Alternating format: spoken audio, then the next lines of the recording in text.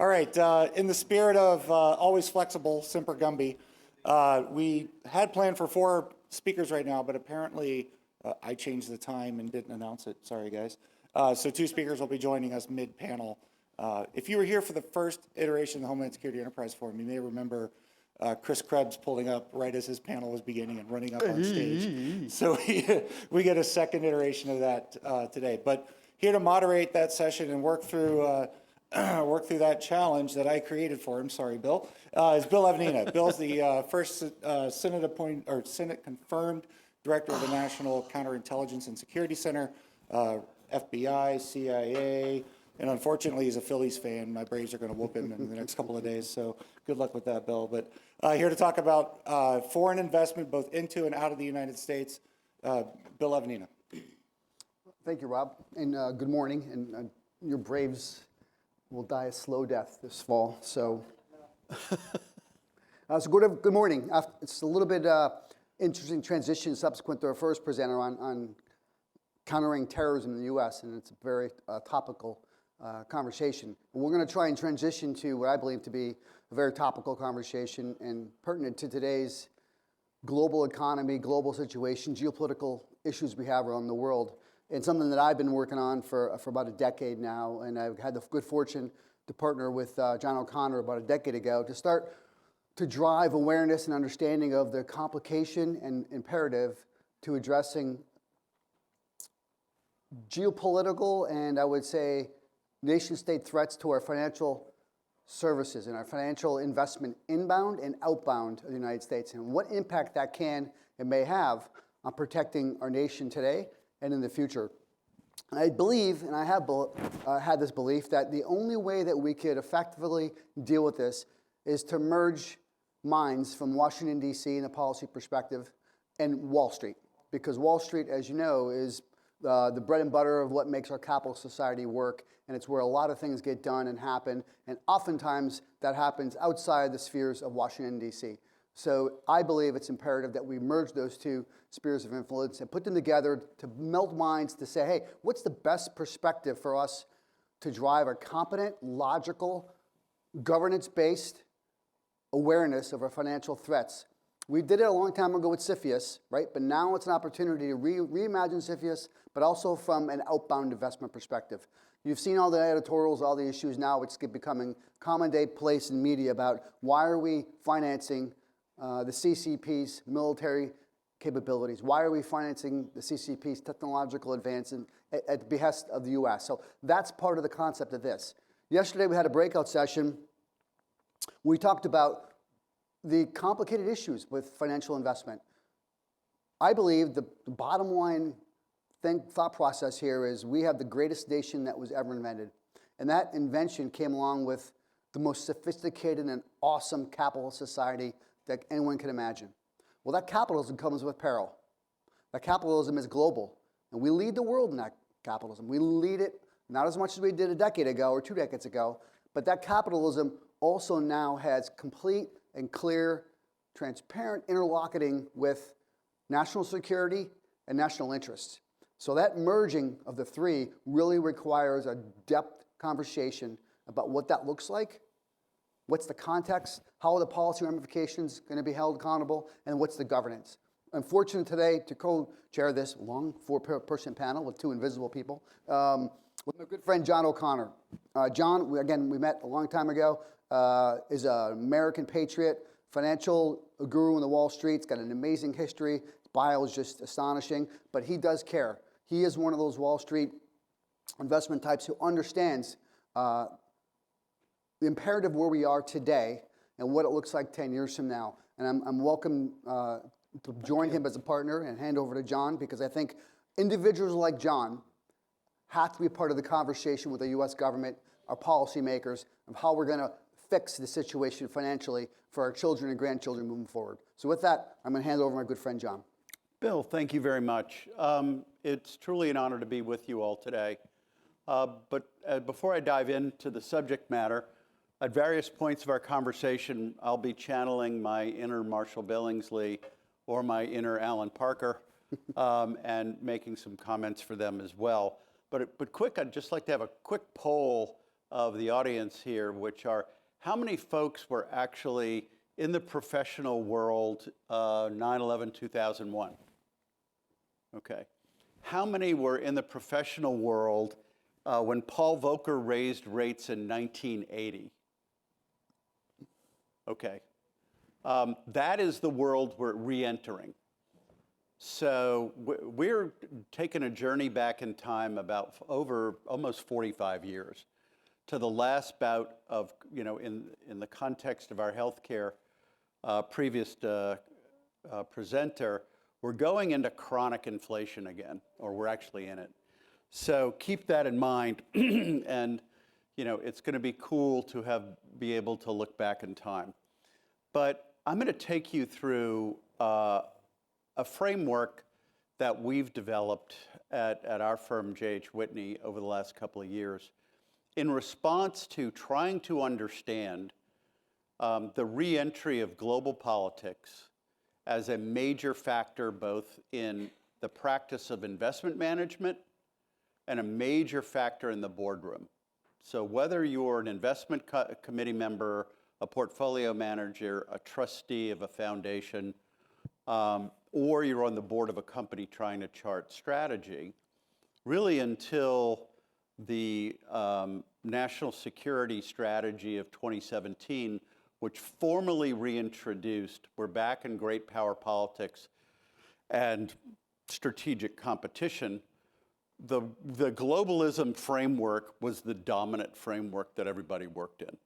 That the movement of people, goods, ideas, and capital across borders would be forever more frictionless, and that Shenzhen and Chicago would become ever more alike. Well, that's over. We've slammed it into hard reverse, and we're deglobalizing and moving to a multipolar world at a very rapid clip. So that's the opening sort of why do we do what we do at our firm. The second thing I'd want to make an observation about is this absolutely matters in the homeland. That we had a little flutter earlier this year with a sort of a mini banking crisis when Silicon Valley Bank and First Republic Bank and Signature Bank accidentally became illiquid by virtue of the hike in interest rates. And very quietly, what's been going on since the beginning of the year is the largest financial drop in value in the bond market in our history. You don't see it in any of the headlines, but the value of savings and fixed income securities has gone down by over 25% on average. And the cost of the federal government in refinancing its debt is going to go up by a factor of 3 times. So over the next couple of years, in the homeland, we're going to be sort of rolling into a radically different operating environment, which is going to give rise to a lot of very difficult decisions about prioritization and will become yet another source of domestic friction. So those are the sort of happy points of departure. It gets serious from here. So in order to explain this, put together a couple of slides, which I just want to orient you. I'm not going to kill you by PowerPoint. But figuring we were talking to a government audience, you have to have stoplight charts, somebody told me. That's a requirement. You have to have a PowerPoint presentation. That presentation must include stoplight charts. And this is one I've delivered at senior levels and then national security and intelligence community. And keeping on the sort of light themed, and it's all coming back to money and the flow of money. Because when somebody tells you it's not about the money, it's about the money. And in this case, money circulates in 3 principal theaters of competition with our primary adversary in the People's Republic of China. And if you look at where we are today and just took a snapshot, there's 3 major domains: trade, global trade, technology, and the flow of capital. And I would argue that they're all interrelated, but most tightly related are technology and capital. And so my colleague from InQtel and I were just discussing that, gee, $100 million a year is maybe not the right number for advancing the most critical technology.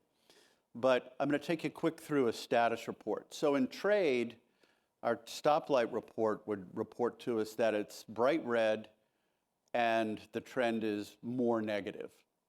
And the reason being, and I don't know how clear this is, if you go back in time, in 1990, there were two major nodes in global trade.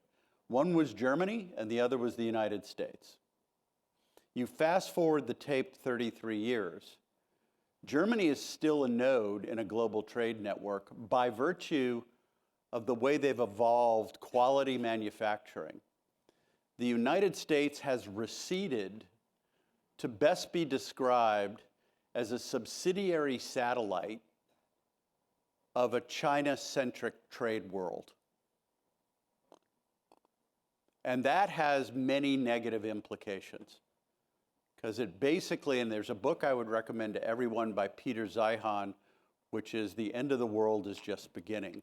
And it talks about the consequences of loss of trade dominance and how it goes through the entire value chain. The prospects for this turning around, even with friendshoring, onshoring, reshoring, homeshoring, call it what you will, it took us decades to get in this hole. It's going to take decades to climb out of this hole, if ever. And it's going to take radical technology advancement, like 3D printing, like advanced manufacturing, so we get out of shipping things across oceans and build things closer to consumption. But this is a strategic weakness. We run a strategic and persistent trade deficit, which causes us to bleed out national wealth. So that's point one. Domain two is technology. And this comes from a MITRE report where they sort of did the relative position of the US vis-a-vis the PRC across the 14 critical technologies as defined by the Office of the Undersecretary of Defense for Research and Engineering. And this one, we're giving it a yellow light because it's still very highly contested. But we're being forced to acknowledge that the trend is somewhat negative, that the degree to which we're losing our primacy, particularly in things like artificial intelligence. Those of us who follow these things, since the publication of ChatGPT, there's been a vertical increase in the amount of R&D expenditure in the PRC and AI. They had a fundamentally different approach. Theirs was kind of brutalizing large amounts of data with high-performance computing. Ours was a lighter computing approach with more sophisticated software. They've said, well, how about if we just spend 5 times what you're spending, and we'll catch up one way or the other. So it's all 14 of these areas are hotly contested because these are the areas which are going to determine national competitiveness in the coming decade. And then the final element, we choose the global bond market as an indicator of sort of the competitive posture, which is global fixed income market. How many people remember James Carville in the Clinton period who said famously, when I die, I want to come back as the bond market because there's nothing more powerful than that. Well, that ceased to be the case for several decades, and it's now back with a vengeance. But basically, here's a couple of numbers to remember, which will make you an expert at any cocktail party or dinner party. One is the global economy is about $300 trillion in annual turnover. The global bond market is worth about $100 trillion, and the global equity market is worth about $100 trillion. And interestingly, when you look at charts like this, they look all the same, which is you have the US, that you have China, and the rest is very, very small in varying degrees. And I'm not trying to be dismissive of our friends and allies, but we tend to overemphasize the significance of other players in the game, if you will. It is increasingly becoming a two-player game in which third-party players influence the actions of the two players, but are best viewed in that context. Europe is a no growth and no prospect of growth ecosystem. And unless and until there's some sort of change in Central and South America, it's really going to be essentially a U.S. versus Asia kind of equation.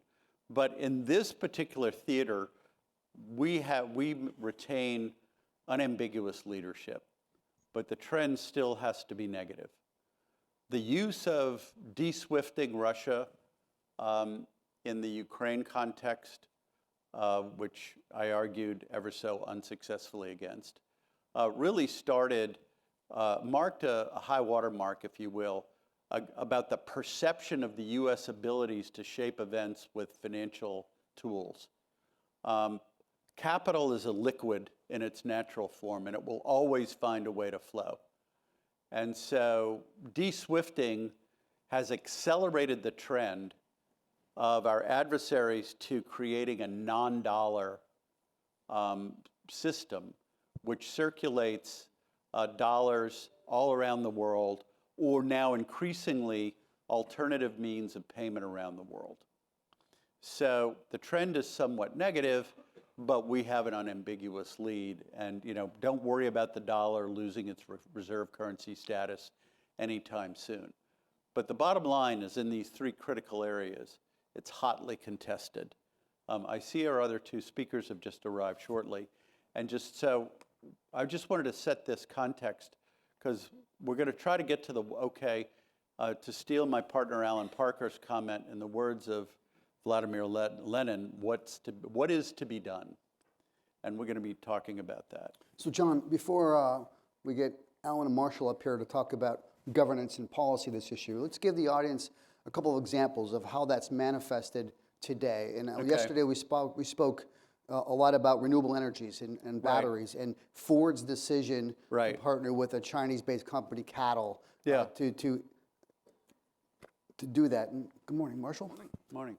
And so this will be able to, this context of this Ford Motor Company's decision to partner with a PRC company will give us the ability to segue into policy and governance issues, because it starts and ends at the board of directors at Ford, right? And how that impacts not only Ford's decision in the motor company world, but also the lack of investment or entrepreneurial mindset of anybody in the U.S. to build electrical vehicles. So it's a down the stream context with negative ramifications when big decisions are made. So talk a little bit about the Ford Motor Company.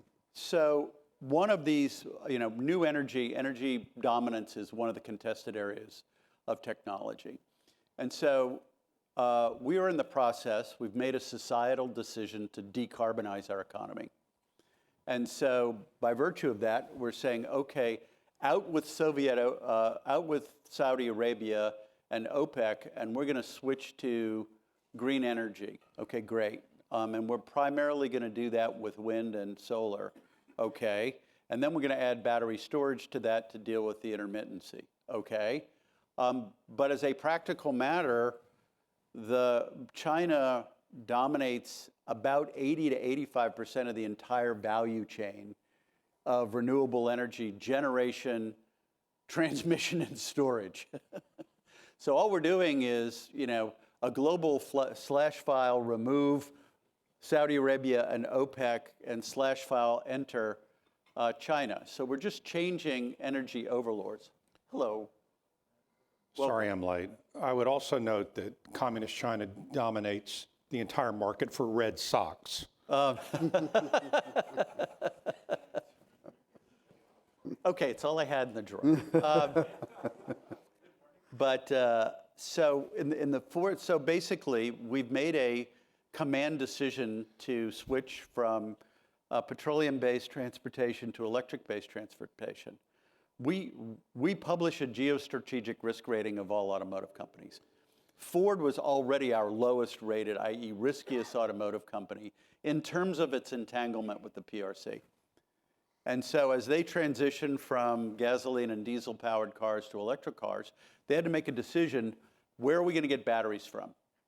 And generally speaking, do we try to partner with an indigenous competitor, or do we source globally? And if we source globally, do we source from China? Very straightforward. They decided to source from China. And we immediately published an article that said, this is not bueno. This is no bueno for shareholders, because this is reverse technology imperialism.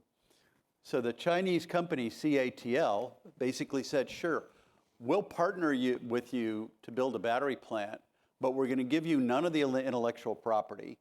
We're going to insist on running management of the plant from China, and we'll allow you to hire only the low-end trades to work in the factory. But we'll essentially run the factory remotely.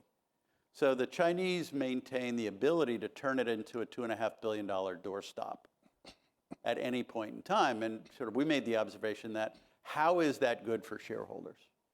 And Bill, you looked at the same question from a different perspective. I did, and I think that this Ford cattle episode is going to be the framework for which we look at outward and inward investment in the U.S. And you could parlay this into buying farmlands and all the investment China does. But what I want to discuss on the heels of this, John, is, and I'll go over to you, Alan, governance part of this, right? So we're talking about financial investment in and out. How does that governance mindset work at the board level, since you are on multiple boards? And what role does the board have in having some responsibility in this threat do we have to the homeland?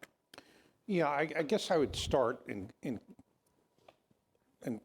terms of what probably the simplest aspect of this. I think it should be obvious to everybody today who's on a board that the board and management of every company has to get serious about geostrategic risk, geopolitical risk. You simply have to look at it in today's world. And to me, there are a couple of components to that. One is that the board needs to understand macro trends. And there are many capable people out there who can help you do that. My friend Bill Evanina is certainly one of them. But you really have to go beyond that. You have to dig deep into the question of how your particular company is facing geostrategic risk and how it's dealing with it. John and Bill just talked about the example of Ford. Obviously, Ford has decided that they have an extraordinary appetite for incurring geostrategic risk by what they've done. But it's also the case that if you are any company in the United States, you have to ask yourself what your exposure is and how you eliminate it or mitigate it. And think of it again in simple terms. If you're a company that makes investments, you need to figure out the risk involved in making each of those investments. To what extent is our investment target itself exposed to geostrategic risk? If you're a company that does much more ordinary business, a typical corporate, I think you have to ask yourself not only how are we exposed, but how are all of our contractual counterparties exposed? And again, it's always the process of thinking, what is going to be the impact on our company if everything goes wrong? To me, it's not terribly dissimilar to what we saw with cybersecurity 10, 12 years ago, where people woke up and realized you need to have someone on the board who understands cyber risk, not just as a general term, a general matter, but a specific matter as to how it would affect our company if it's not done right. So, Marshall, early on, before you came in as a cavalry, we talked about how this financial risk to the U.S. is now an imperative for not only Wall Street, but for the government.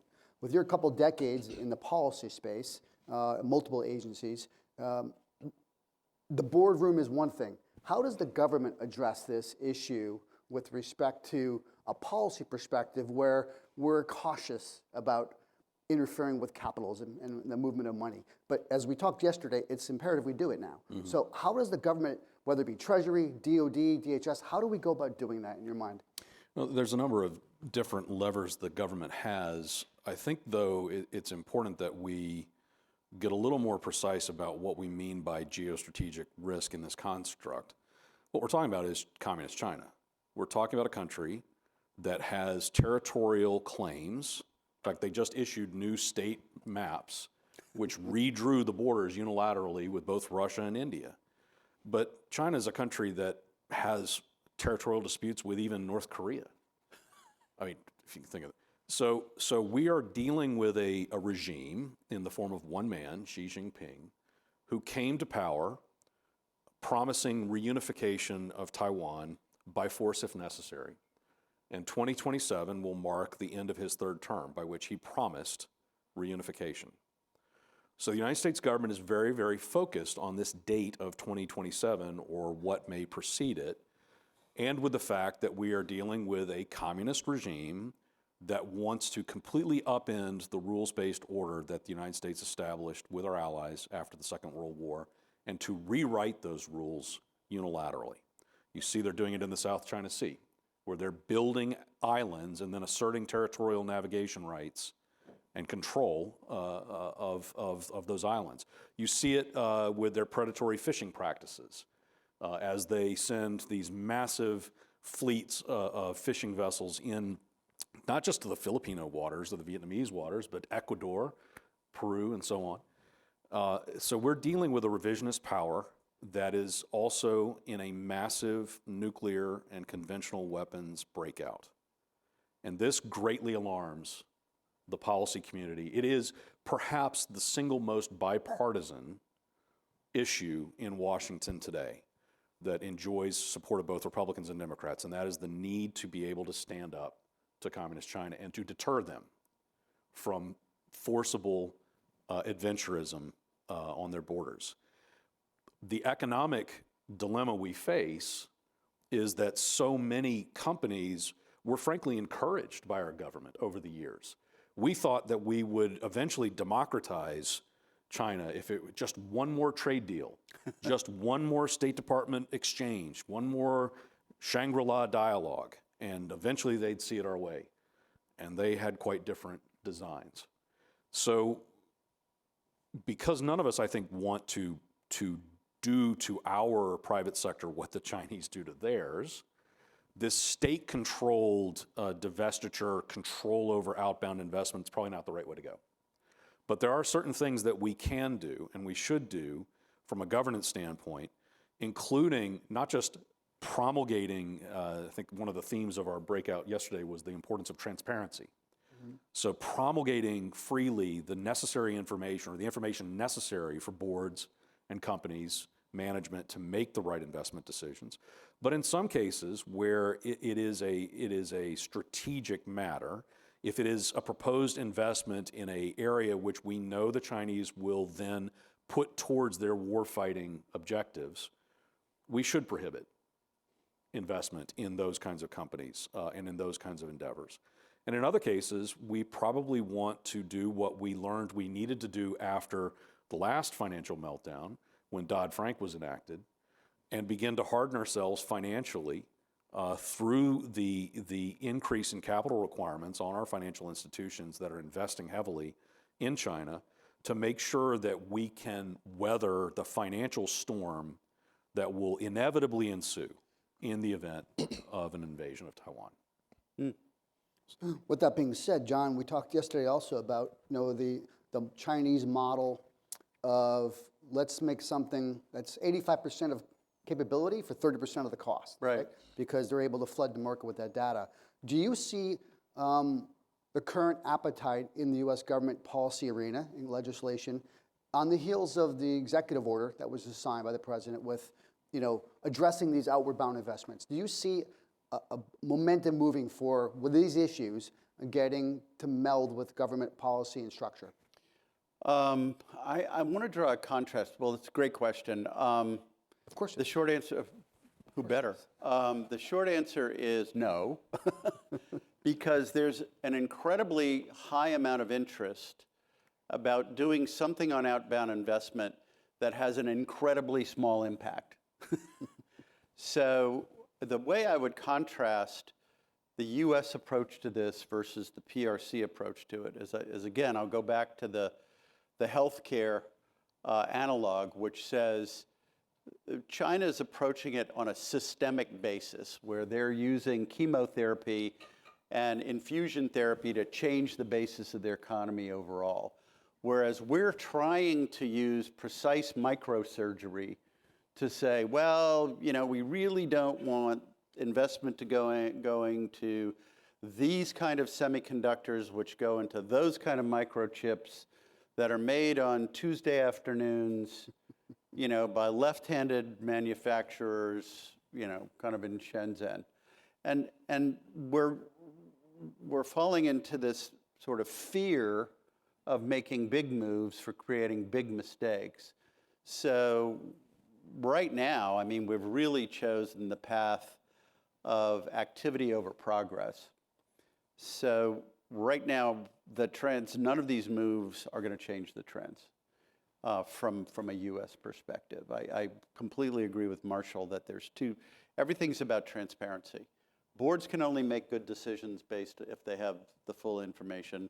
Markets can only function if they have fulsome information. And our domestic financial system is at risk to events in the PRC today. I mean, their largest residential housing builder, Country Garden, just this morning informed foreign bondholders, non-RMB denominated bonds, that they won't be paying principal or interest for the foreseeable future. So we don't know. Alan and I have lived through several episodes of financial transmission over the years. We don't know if this will kind of cascade across the system. The initial response is always the same. Well, look, subprime housing is less than 6% of the market. How big can the problem be? The next thing you know, you're having to nationalize all the major banks in America. I'm not predicting that will happen, but I'm just saying that the risk factor is increasing. Yeah, if I could just go back to what Marshall said, I sometimes feel that our greatest enemy is apathy here. And if you don't take anything else from what Marshall said, I would take this. We, the United States, have a major problem right now. And we're so used to politicians saying one thing and either not doing it or doing another, we sometimes forget that sometimes when people like Xi Jinping or Vladimir Putin or the mullahs in Iran say something, they mean it and they're going to act on it. And I think we are approaching much more of a bipartisan acknowledgement that these are real threats, but I think we have a long way to go to have that spread through the populace of the United States and actually have our political leaders come to a bipartisan agreement about what is to be done in response to it. I think only when we get there will we transcend the minor moves and start doing some things that are going to be much more impactful. Yeah, let me just, for the audience, let me just again stress this date of 2027, which is what I began warning in my final days as President Trump's envoy for arms control negotiations as we discovered this massive, unprecedented Chinese nuclear buildup. Highly secretive, but they were digging ICBM silos in multiple places in the desert. They now have more silos for their nuclear ICBMs than we have silos. Just let that sink in. When Admiral Davidson, in one of his final testimonies before the Hill, he's the four-star admiral for our Indo-Pacific Command, warned that the window had opened. These are not idle. We didn't pick these dates out of the air. There's a reason why you will hear both Republican and Democrat senior officials warning that this is not a 2037 problem. This is a problem within the next 3 to 4 years.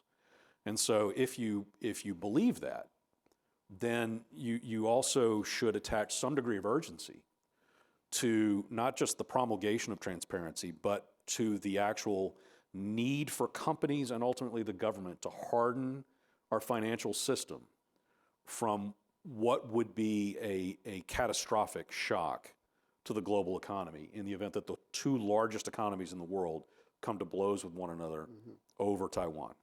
And we panic like no one else in the world as Americans, for sure. John, before we open up for Q&A, just real quick in terms of your mindset of why these issues are really critical to our homeland as part of the national security, national interest apparatus. Principally because we've reached a level of financial entanglement where were we to go to a state of fully matured conflict with the PRC, it is, first of all, we haven't run the analysis, and this is a plea for help that anybody who talks to regulators at the Fed, Treasury, or otherwise, please do your homework. Because it's so entangled, what is it, 4 of the top 10 banks in the world are now Chinese, and we don't know what the counterparty exposures look like because they're very opaque. We need to bring the visibility to that. But you could sort of see a situation where financial problems there would cascade here relatively quickly. Or secondly, because we're so entangled and because we're each so big, it neutralizes the threat of financial actions, because whatever we would do to them, we would be doing to ourselves.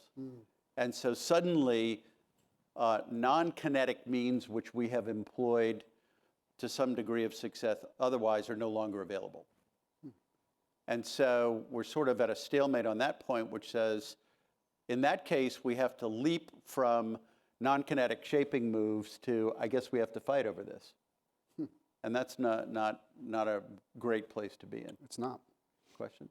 Yeah, so we have about 5 minutes left. I'm sure there's a lot of really complicated questions out there for the panelists, not for me. So let's open up to questions. Somebody? Yes, sir. Hold on, we get a microphone. Thank you. Good morning. So a couple quick questions that tie in together, and they're quick answers. So Marshall, what can we be doing more tactically to promulgate that transparency and information to the private sector? In complementing two different comments, there's apathy from people. There's also potentially some apathy from Wall Street. John, is Wall Street ready? Are they listening? And what message do they need to receive from government? Thank you. So supply chain transparency, I think, is the order of the day. Companies need to understand the third and fourth tiers of their vendor bases, and they need to understand the extent to which there are particularly PLA, People's Liberation Army associated entities, or other state-owned enterprises deep inside their supply chains. They need to understand that both from the standpoint that China has adopted this doctrine of military-civil fusion, which is, in essence, the Communist Party telling anybody that any Chinese businessman who owns a company, the intellectual property you possess is our intellectual property if we want it for military applications, and you will provide it to us, or we will take it. So I think that, Tom, is probably the most important thing that we can do is focus on those supply chains. Are we ready, John? Yeah, no. And from a Wall Street perspective, and I'm not gonna throw rocks at any of my friends and colleagues, they're in business to generate positive returns for shareholders and clients and work within the very bright lines of regulatory guardrails. And their point is, look, there's 1.5 billion people in China, and that represents the biggest retirement savings opportunity to us available anywhere. We're going to pursue that retirement savings opportunity until we are told not to, or until it becomes so patently obvious that the risk reward is unappealing. Well, the latter hasn't happened yet. So in the absence of someone saying, no, you cannot do that, a prescriptive regulation, behaviors will not change. Are they sympathetic to the plight of Uyghurs? Absolutely. Are they obedient to and respective of all law and regulation? Absolutely. But they're getting a very sort of, as Alan would say, apathetic message from the regulatory world. So in the absence of something more muscular than that, behavior should not be expected to change. I guess I would say it's kind of a combination of apathy and ignorance. And John's right. A lot of the financial institutions have made the bet that China will prevail.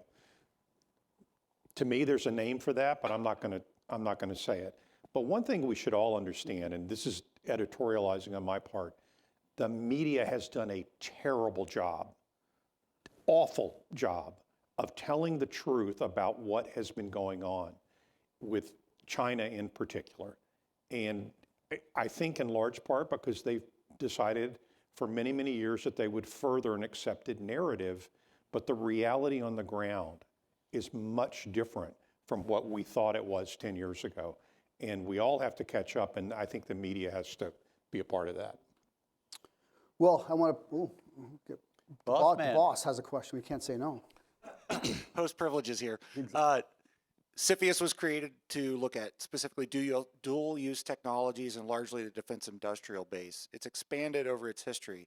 Is it doing enough? Does it have the right authorities as we look to things like public employee unions investing in Chinese funds, in China buying up vendors and companies from our critical infrastructure supply chain?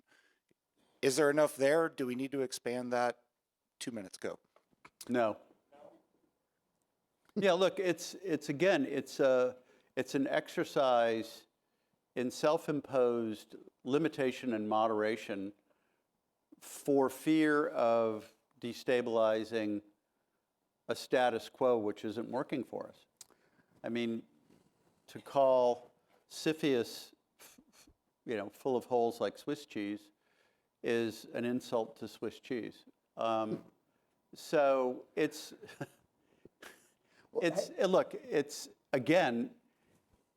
elevating activity over progress.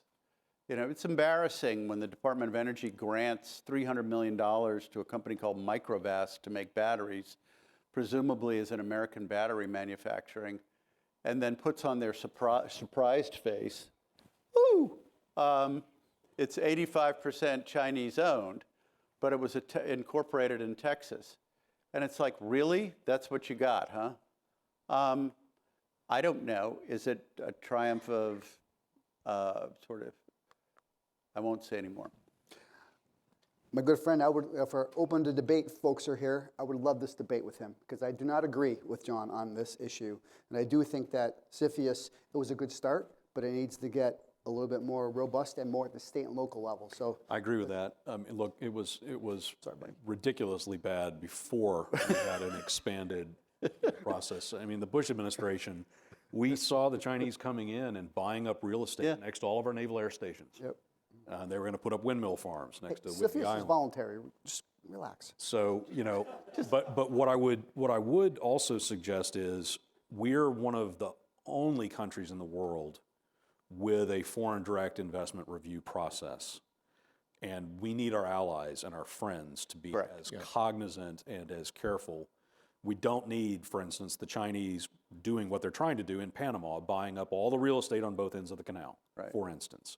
So we have no single U.S. government entity or agency responsible for driving that message with our friends and pushing that message. That needs to change. And like so many things, CFIUS is only as good as the people who are running it, the policy directives they receive, and going back to the transparency point, the information upon which they act, which I think in many cases has been lacking. With host privilege, I would like to thank Marshall, Alan, and John for this robust dialogue and discussion, which could be here for 15 hours, but I think it's the space to watch moving forward, no pun intended, with our financial threats that we have. So on behalf of everyone here, thanks to everybody. Cheers. Thank you all.